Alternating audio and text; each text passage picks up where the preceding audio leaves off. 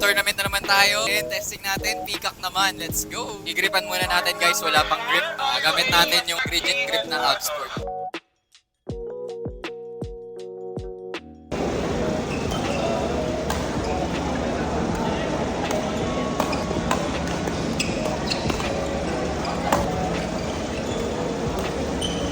So far so good, 2-0. Last game na lang. After the second game gamit tong peacock. Grabe, ang sakit ng braso ko. Parang hiwalay na kapag pumapalo. So kung mapapanood niyo yung last game natin, halos din ako pumapalo kasi ang bigat talaga nito. Siguro sa mga malalakas talaga yung braso at sa mga smashers.